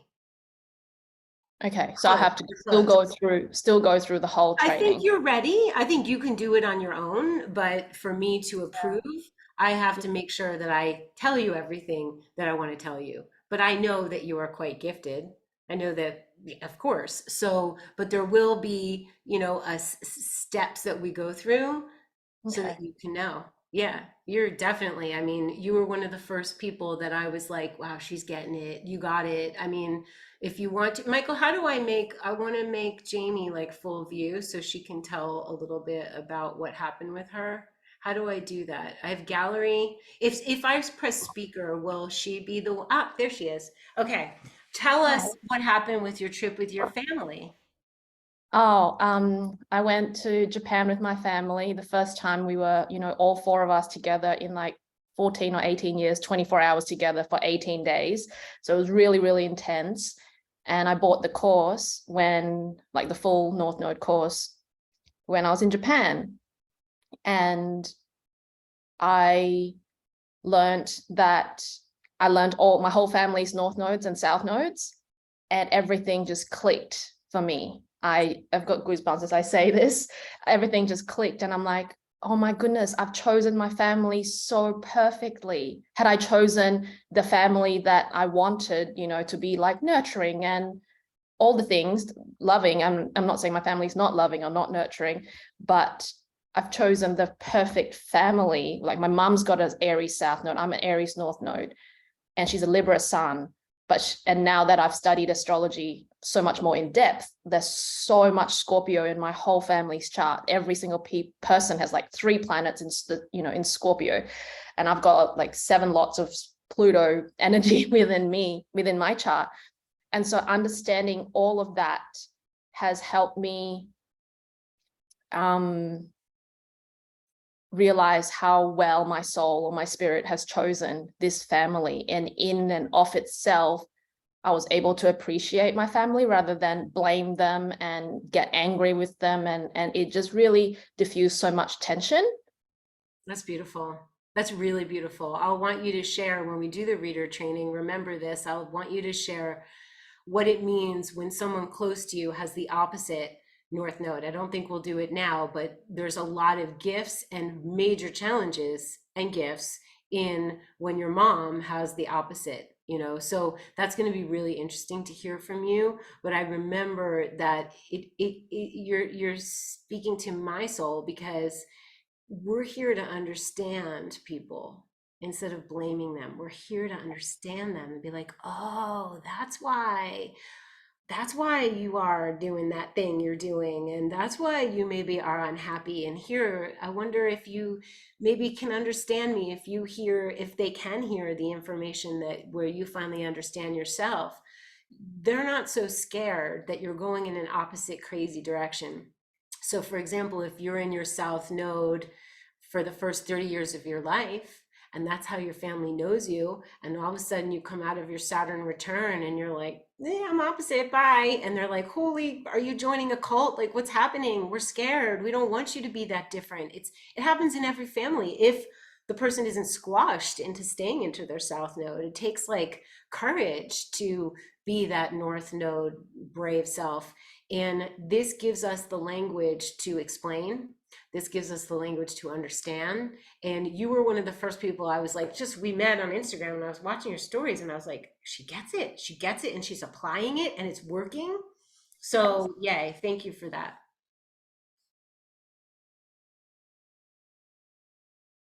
Ah, we got Kathleen. What you got there? I would like to know a little bit about Sagittarius North Node in the 4th house. Okay. Ooh. Do you know your midheaven? Taurus. So you guys, sometimes when I like to see what I'm looking at. So Sagittarius, North Node, 4th house, Taurus midheaven. Cool. Oh, I love these. They're like a puzzle. It's like a puzzle. So yeah, you could see that, how that would be like, huh? Because Sagittarius, based on how I just described it, is the willingness to leave home in search of a higher truth. And the 4th house is like, stay home. Like, how do you leave home and stay home? So we look at this, and then we also take into consideration the Taurus midheaven, which is it has the most need for security out of any. Like the financial security rules the day, like, or home security or security in what you're doing. So much so that a Taurus midheaven will stay doing what it's doing because it just wants that stability. It's building, it's comfortable, it wants to stay safe. The fourth house wants you to be safe. The fourth house wants you to be home. There's nothing wrong with home in our society. It's always like, get out, do this. It's like home and Cancer. It tells us that you've had lifetimes of being that 10th house provider. You've been in the arena of work in many past lifetimes. So being at home, making money from home, or providing home, or being connected in with your family of origin or your roots is a-okay. I would ask you, before I ask you, I would say that Sagittarius can be looked at as the travel, but also the student and the disseminator. So it doesn't require you to travel around the world. Although if you did, you'd be like the ant that traveled the world, that brought home stories afar away, or the ant who studied human design and astrology and brought that information to her family to better, oh, I got chills, to better her family and her roots and where she comes from. Fourth house in Shelley is the arena. Fourth house, North Node, is the arena of connecting in with your roots, being okay with being the arena of being in the arena of home and roots. And remember, you guys, that you can make home wherever it is. It could be with your family of origin, it could be with friends. But the biggest thing that I would say is I get a vision of like Gemini South Node's overly factual. And it could be boring. It could be like, okay, Kathleen, but how do you feel about it? Can you tell us a story about everything you know? Can you tell a story of where you come from? Can you create finance and money and beauty out of what information you've collected so that you can create roots and be home? It's wisdom and learning about other cultures and higher level education. It's life tool school, everything you wish you learned in school. It's making meaning out of it. You know, Sagittarius is philosophy and religion and meaning to life. Sagittarius could be the documentary maker, the storyteller. So tell me if any of this, does this ringing? What's the issue? What did you get I confused just about? wondered, because I have traveled, but not far, not out of the United States. I've been all over the United States, but I have 6 kids. I mean, they're all grown, but my whole life was in the home. You did So, the home. You did the home thing. You North Noded. Guess what, you guys? When you get to be a certain number of turns around the sun, you get to do your South Node again. You know, you get to do both. You can dance between the two beautifully. So it sounds like you suffice the fourth house. Um, it might be time for some more Saggy stuff, which you're doing right this minute. This is well, yeah, I've it. taken tons of classes. I mean, like I dabble in everything. Yeah, that's your North Noding. So I would ask, and everyone should ask, what's missing? What do I need? What feels like if there's a little flame in me that needs to be fanned? What is missing? Are you secure? Do you feel secure? Yeah, I'm sensing like you've done it. And now maybe you get to share with the world because your legacy is to share your wisdom. Thank you. You're welcome, honey. So, Regina, love.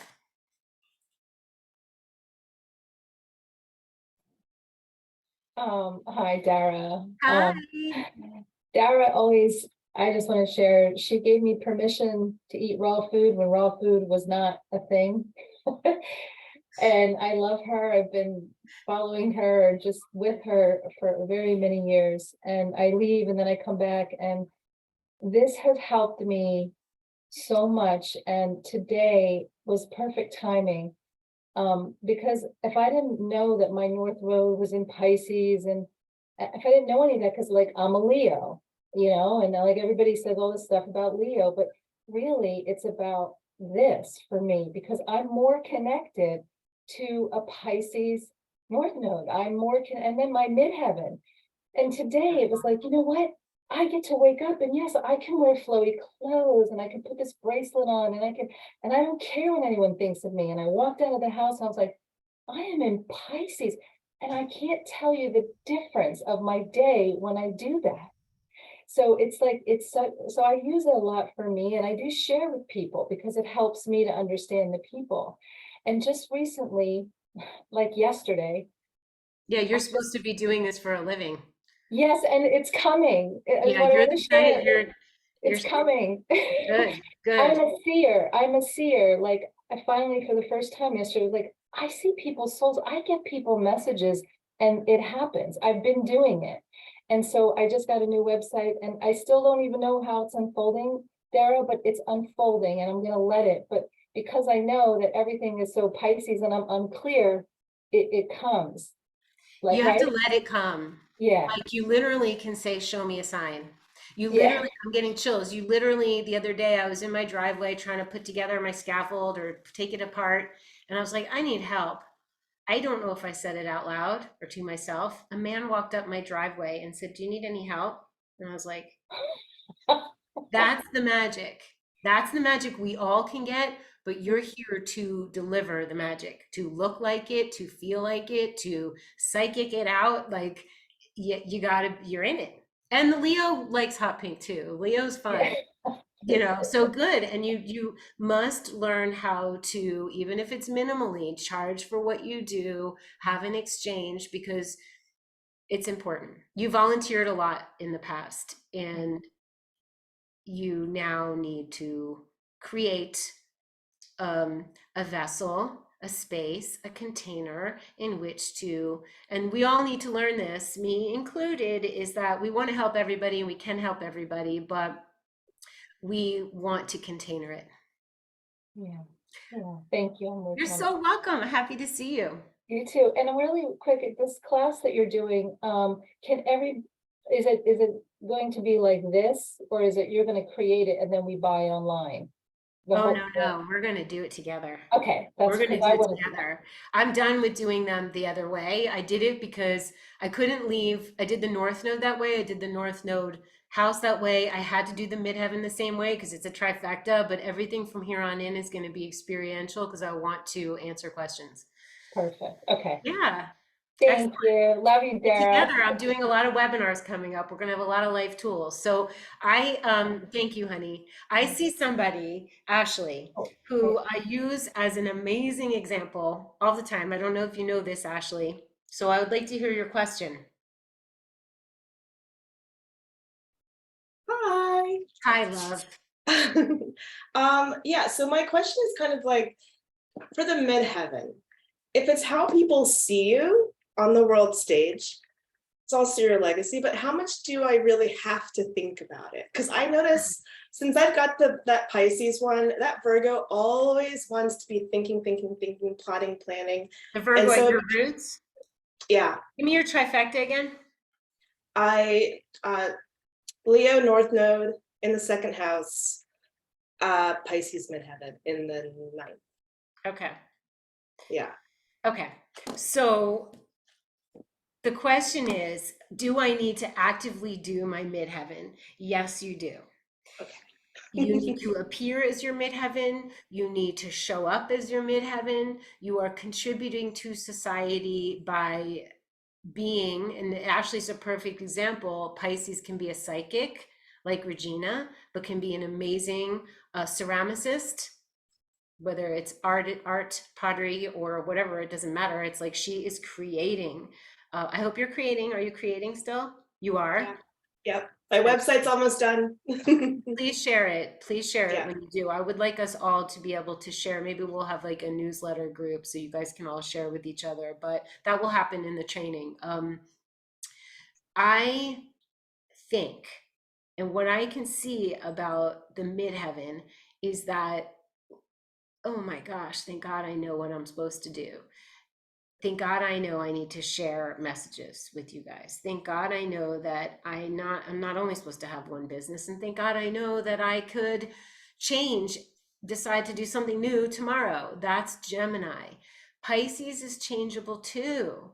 Isn't it good to know that you might want to do vessels, but then you want to might create some fish to hang on the wall, right? You might paint a mural and then do some pottery fish. And then I remember we talked about a lot of artists feel like they have to have one stuck style. And for sales, that's nice, or for people to, but there's magic in the changeability for you. Yeah. And do you remember I said that if you do what you, Pisces becomes famous, can become famous if they allow to be led by that which is guiding them, internal and external. Specifically, I'm going to suggest that we keep our vibration high by not eating numbing food, floating, not sinking, staying clear, being a clear channel. Yeah. So what was your question? I don't know if I answered it. Well, yeah, it's just that That's the Pisces energy. I'm like, where's here we go. Yeah, it's just that what I noticed that when I start thinking about my particular Pisces midheaven and how to like appear, how to just let that flow go, I start strategizing, because that's like that Virgo, I guess. And so it starts locking me into the strategizing process instead of just allowing the flow, because the flow feels so like unmoored, because I literally am like, oh, you know what, I could do readings, I could do like, I do touch intuitive, like all that stuff, and it's like it's so much, and then my brain wants to categorize it and put it in boxes and all this stuff, and that slows down the Pisces, you know. So it's just, part of me is like, do I have to think about it? Can I just No, I would just do and allow. What I'm going to tell you and what I tell everyone is that the head is to get us from point A to B. The head is not to just decide what we do. The heart, the gut, the intuition, the feeling, the inspiration is to guide us. We must listen. If you have a hit to do something other than what you're linearly doing at home, which makes sense because you got Virgo at the image, Shelley. So you're going to be you kind of have to be when you're doing pottery. There's like rules to it. You know what I mean? Like a crack or a bubble, or you have to, it's perfect for pottery because you have to, it's earth. But the subject and the imagination is what we're looking to you for, your psychic nature, your flow. But we don't want to throw out our imamchali. We don't want to throw out our south node. We want to honor it and take the pieces that work. It works to be organized in your studio. It works to know what happens when you fire something in the kiln. Yeah. You need the Virgo. Yeah. So I wouldn't diss her. And I wouldn't, but it's funny, like, I think what also may be stopping you up is the Aquarius. Yeah, I like to intellectualize a lot. It wants to stay safe because Leo North Node wants you just to dance like no one's watching, like freaking do that crazy installation or whatever weird things coming out of your vessels, or I don't know what you're thinking of. I would love to know, actually, and I would love to see them because I looked at your Instagram page and I'm not. Yeah, I switched over. It's not. Okay. So then you'll have to send it to me. I want to see what you're doing. I want to see the magic. We want to see the magic. When you do the magic, we benefit. If you don't do it and you hold it in, you're not serving society. You get to be flowy. And guess what? It's a symbol of the fish. So that way, this way, it's two. It's like, which one? So you get to be both. And the more you do, this is where the midheaven, it doesn't just come naturally. It's in us. It's not something you have to strive. It's not scary, but it has to be practiced and confidence has to be built. That's the midheaven. So we got Leo. That's creating, you're doing it. Second house is charging for it, having a self-worth and charging and getting it going. I told you to let me know when it's happening. I know, I think of you often. You'll be buoyed. You'll be buoyed. You have an interesting combo. The Aquarius wants to stay safe because the Aquarius is like behind the scenes.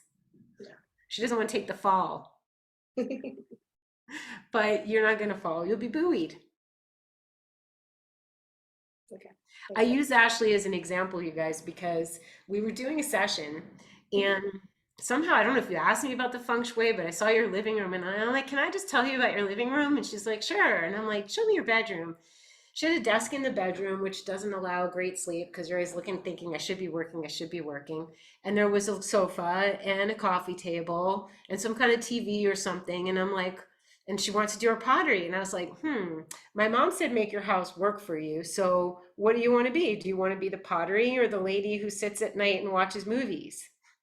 And you were like, I want to be the pottery maker. So I was like, all right, put the desk in the middle of the room, move the coffee table away, put the desk in the middle of the room in the power spot where you like to sit, not stuffed up against a wall. Nobody wants to sit against a wall. And you did it and you're creating. That's great. You did it. You moved it right away. There was no resistance. So when you decide what you want to do that's current, do it. Have it up on the walls. And you know, we all need to learn from each other. So if you want to be Pisces, throw the Pisces energy. Have it available on the wall, like behind you. That looks very Pisces. I just moved. Did you move? I just moved. Really? Congratulations. Does it Thanks. feel good? That's a whole other story. If we ever do a I wanna live, that's hear a your whole other stories. story. We're gonna want to hear. So our next time we'll have energy for people telling how it's worked for them. It would be like nice to have a support group. So I love seeing you. I love seeing you guys. I love seeing you. I really love seeing you guys. I was so excited for today. What do you think, Michael? How are we doing?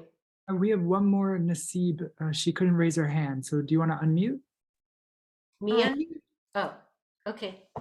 I am Nasib. I'm really excited to be here. I really loved all of Dara's courses that I bought, and I've been slowly going through all of them.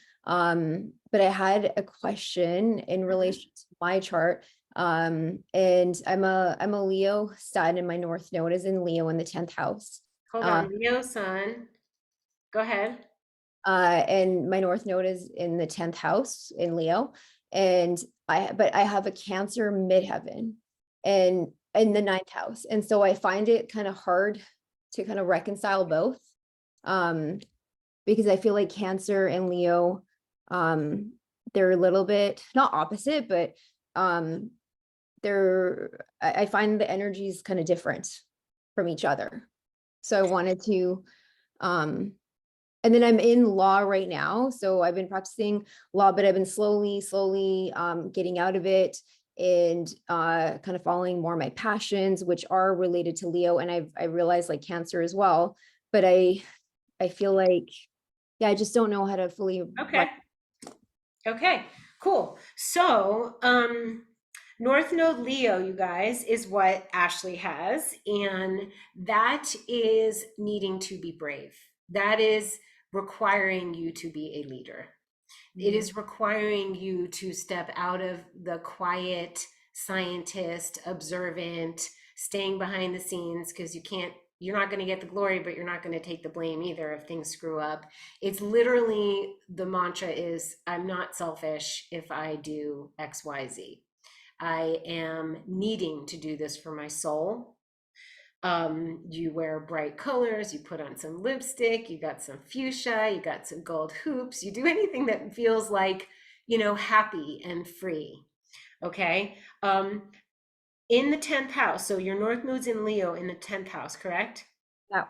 Money's important, status is important. If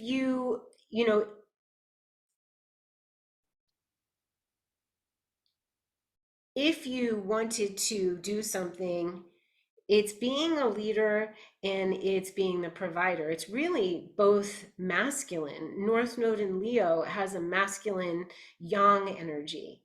10th house is Capricorn. That's masculine energy. That's being a provider. And the what's interesting about this, and this all may sound contradictory, but it's not, because it's literally taking what you know about caring about humanity and using it on the midheaven, because your midheaven Cancer is caring about humanity. I don't know what your passions are. So I'm getting into, I'm doing my 200 hours of yoga. And Ooh. I am doing readings for people. I'm a Reiki, I'm trained in Reiki, and I'm getting into more and more energy work and doing that for people now as well. Yeah.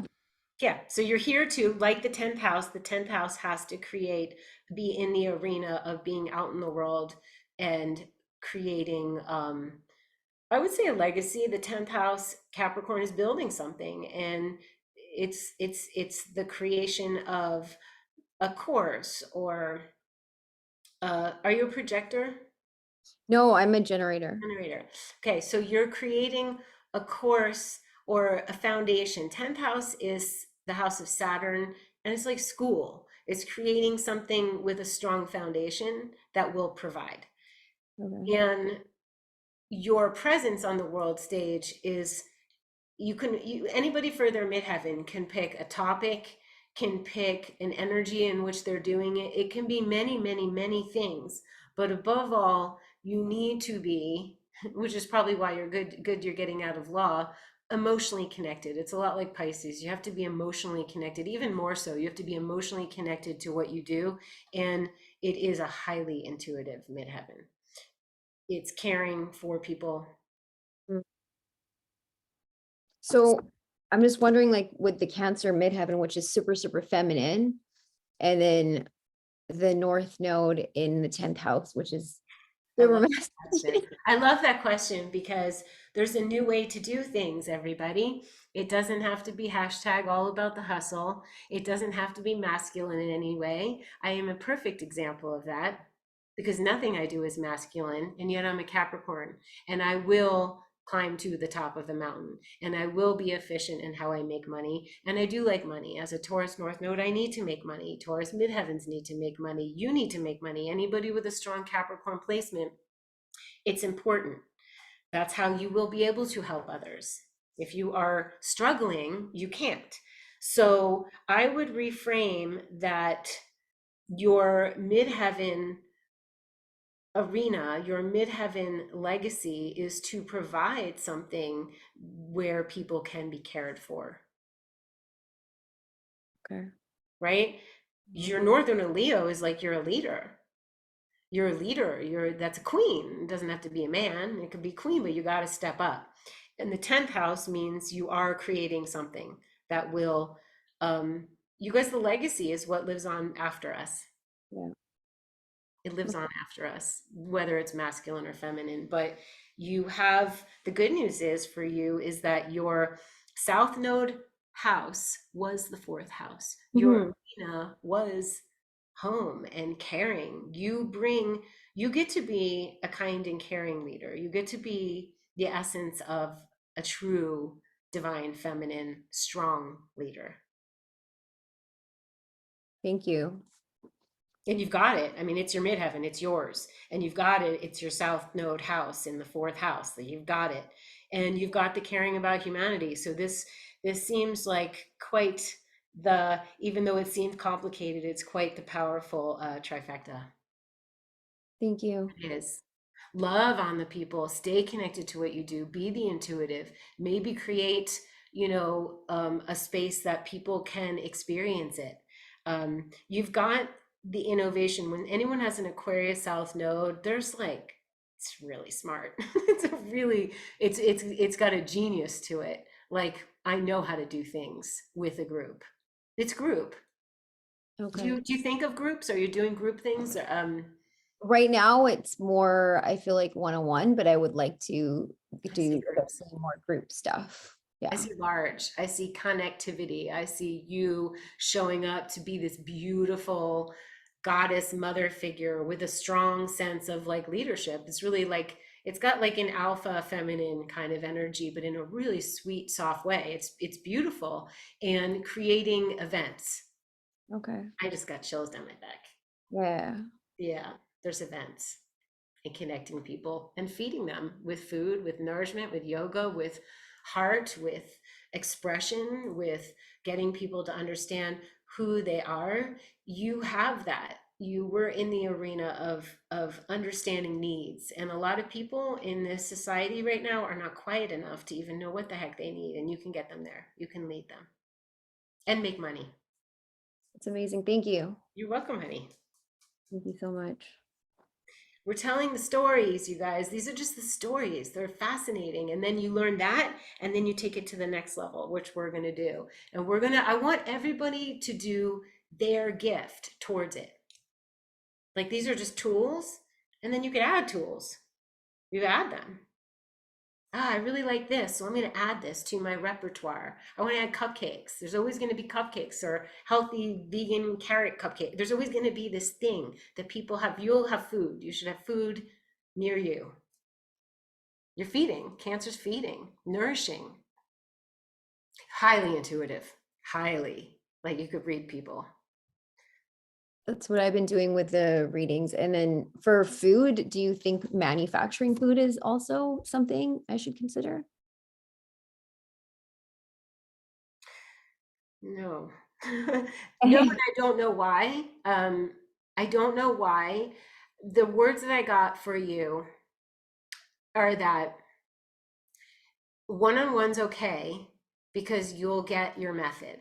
And when you get your method, you can share your method. What I feel for most of us, honestly, is that you do the one-on-ones to get your method, and then you figure out passive income, not only because it helps you work smarter than harder, it allows you to do things that fill your soul, and it helps more people than who is right in front of you. So if somebody's right in front of you and you need to have an event and you need to do one-on-one, and it's your calling to do one-on-one, and maybe you have Virgo, and there's certain things that I can see that definitely is calling.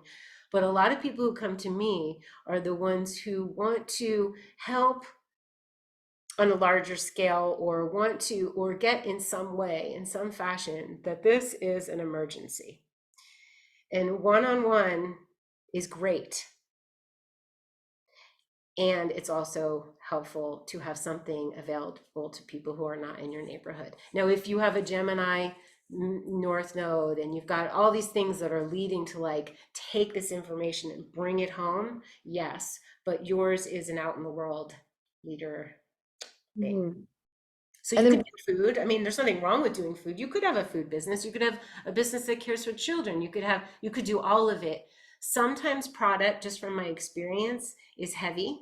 A lot goes wrong. If you do it, it depends on what scale. So do you know what you're thinking? I was just thinking making one food product and getting it into grocery stores, like kind of like efficient system. Yes. Okay. Yes. All right. That's part of your dharma for sure. Okay. And it could lead to other things. I want to see, I'm gonna take a quick peek. Is everybody still hanging in? Are we okay? Because we've gone like, we are long into this, 2 hours, right? I said I wanted it to, we were like, oh, it should be an hour. I'm like, there's no way I can cover this stuff in an hour. I gotta talk. That's my midheaven. Let me just take a quick peek, and then Michael, that was it for the questions? I think we have one more. C has her hand up. C, of course. C.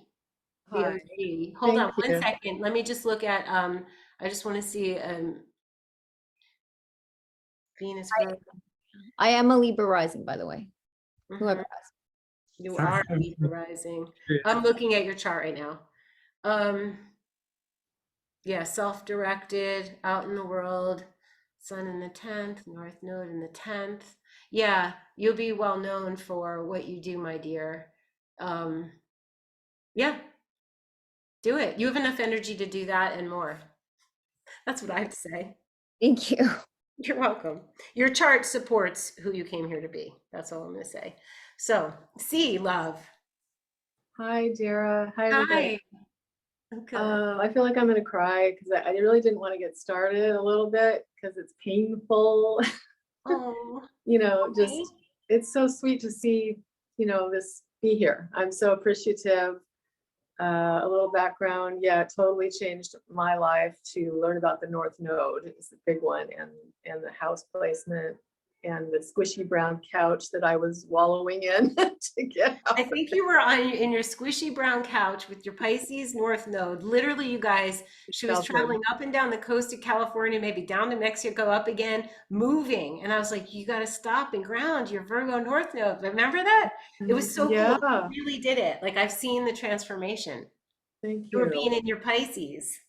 Yeah, so yeah, so it's been great. I do now with the midheaven coming out, this is adding a whole new thing and having a reader's training. I'm really Tell excited. everyone your trifecta.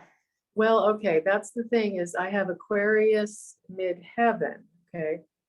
But also right there is Chiron is in my midheaven. So Great. anyway, Healer. but I have, Virgo North Node in the 4th house. Yeah. So Dara was trying to tell me to put family first more and not so much the wild, sexy thing that I was doing, which was freaking out my whole family, of course. I felt that. I was like, your family needs you to ground. See, they don't know whether you're coming or going. And yeah, boundaries were needed. And it takes time, but it's really definitely turned around quite a bit. And so has You my look different. career. Like your energy looks so different. It looks so good. Thank you so much. Right now, I'm in a dark room. I wanted to say how a miracle this turned out that I'm even here, Okay. because the clients just fell away. They just, I got the time. I was fully Good. booked.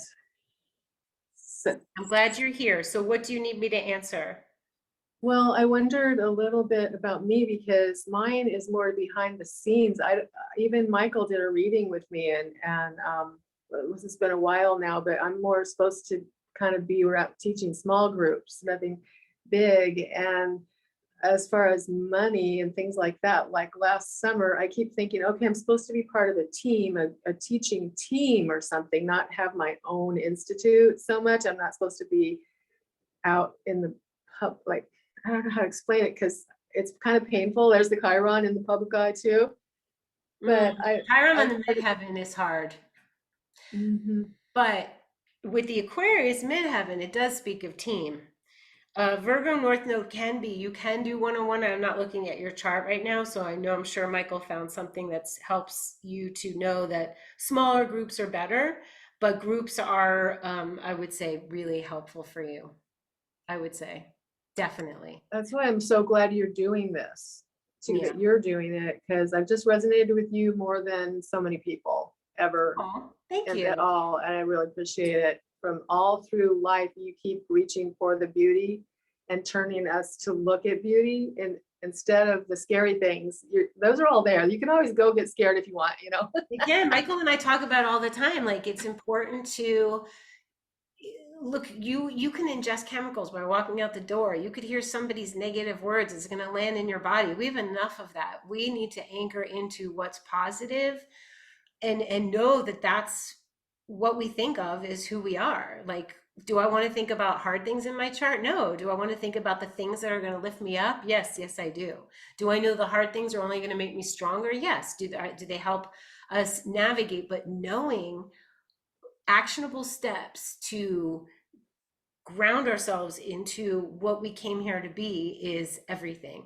So the Aquarius midheaven is groups. That's because at home you could be the queen of your castle, but I would say humanitarian. You know what's interesting about Aquarius midheaven, why it's hard to read, is because you are going to forge a new path. It does not exist yet.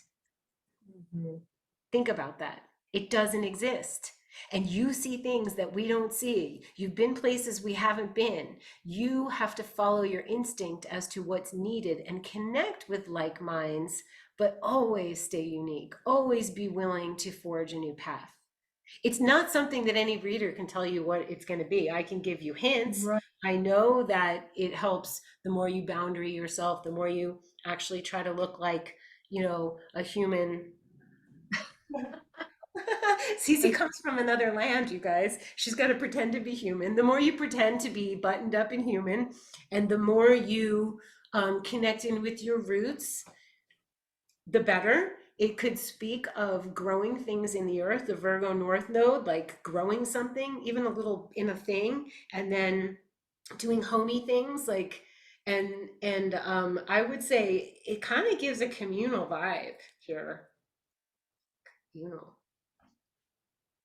Thank you so much. And Michael for nodding and being really part of it and caring. Like, that means so much Michael's an to me. amazing reader, you guys. Yeah. Like he's got his own like wild, beautiful takes. Well, okay, he was doing the human design back a bit back when I was in your What's Next with Dara group. You know, it was in that. Yeah, he's But good. Like he's told me things. I'm like, yeah. And like when you just hear something like these key words, you're like, I can hang my hat on that. I can reach towards that. I can look away from the all the shoulds and all of this. We're really liberating people, you guys. We're liberating ourselves from like the karma. We burn it up. Other people's ideas, OPI, no. Like we're going to do it our way. And when we're certain, and it does ring true for us, because if it doesn't ring true, we need to discuss, but I haven't heard anybody say this stuff doesn't ring true. When we know what it is, and there's always add-ons and there's always more intricacies to it, but the basics, when we know it, we can move forward with conviction. And that's just a relief, because like being in indecision is literally like being in hell in a hallway. Like you're just in the hallway, you don't know which door to walk through, and you're like, I'm just sitting here in the hallway, and moving forward is necessary at this time. It's okay to not know, but like, you know, some things. You know, if you're Pisces, you could dress all Pisces with tie-dye like Ashley. You know that you better hang up the phone and go create something weird that doesn't make sense. Weird or like, you know, fantastical or different. Gosh, you guys are all so beautiful. We are doing a good thing here. We're doing a good thing. We're liberating ourselves so we can help liberate other people. What's yeah, it? I just wanted to say too that your encouragement has really been amazing. And then now bringing in the midheaven like that, because I wasn't thinking that much about it. I mean, I was when it was like, okay, career, of course, but so then I found out that Ben, your friend, is also Aquarius midheaven, and I just I thought that was really neat, like being more of a muse, you know, to someone, you Yeah. know, that could be more also my path.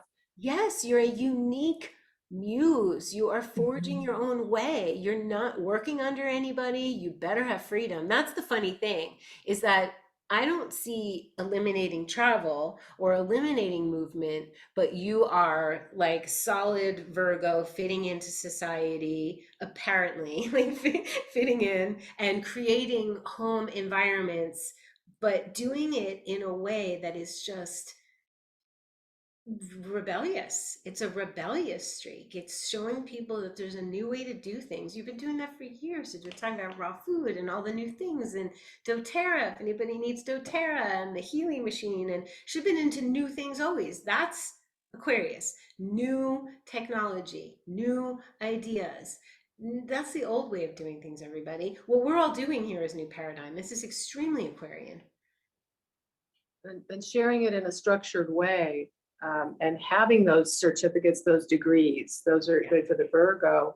And Yes. also now though, I feel really choked up because I don't feel like I have to be apologetic anymore for being weird. I'm just like, finally, like, it feels like the path is open ahead of me now. So anyway, I'll You be know quiet what now. the But difference is? You're right. Because what we caught when we first did our session years ago was that you were being too Pisces, which is like no boundary, no home, no roots, no fourth house, north node, no Virgo, like trying to fit in with a button down shirt. But the freak flag that gets to be flown is that Aquarius midheaven. You're not supposed to look like anybody else or say anything that anybody else says. You get to be completely unique. So as long as you look kind of normal to the normal person, and you guys, I'm saying this because I know C, like she's just another kind of creature. That's what Pisces South Node is. It's just a very spiritual magic. And then to pretend like, oh, I can trust her because she's wearing glasses. This is funny. That's how people are. Like what you're wearing is going to make them, do you know what I mean? I could be Yeah. dressed like Aphrodite right now, but I'm teaching a class. Do you know what I mean? Like, let's wear the garb to let people know who they're relating with. And that's what we're doing. Oh, I'm glad thank you so I'm much. so glad you showed up. I'm so glad you all showed up. Is there anything that needs to be covered before I say Michael and I are working on the modules? And it's going to be fun and amazing. And some of you, you'll all get a certificate upon completion, and then some people will be on my site. I don't know how we're structuring yet. So, but either way, it's going to be DARA approved, and we're going to help guide you to do your way of doing it, if that makes sense.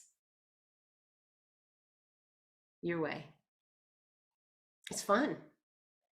Even if it's hard and weird, even if you read, when you first start reading, and I can't wait to talk about this, like the things that happen when you first start, you're like, oh, and you can just quickly shift it. There's so much things that I learned that I can like help you avert disaster. I think I like to do that. I think I like to demystify things to make them simple so that you can do it and not suffer.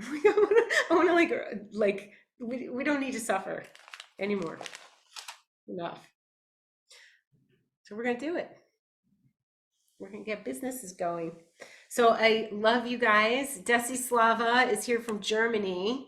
Maybe she's tired and in bed and not showing her face right now, but Michael, I want to grab everyone's email, whoever wants to be, so we can have a group email or something. I don't know how we're going to do it and stay connected, but I want you all to share like, hey, guess what, you guys? I just did my midheaven in this. I'm doing it. You know what I mean? Like we should applaud each other. Like we want to see magic from Ashley, and we want Julie's work in the world. Julie has a Cancer midheaven too. So connecting with someone else with a Cancer midheaven to see like, what does that entail? What can we do? Julie's business. She's not like gonna sit home baking cookies. She's a businesswoman. But you can be a businesswoman and Cancer midheaven. Absolutely. Like it's a woman doing business. So are we good? Julie, you have anything you want to say? No. Okay. Well, we're going to see Julie because we're going to do a Saturn line. So stay tuned on Instagram. I love you guys, and we're going to learn more. Thank you for your comments. Thank you, Nasib. Love you guys. Bye. Happy Sunday.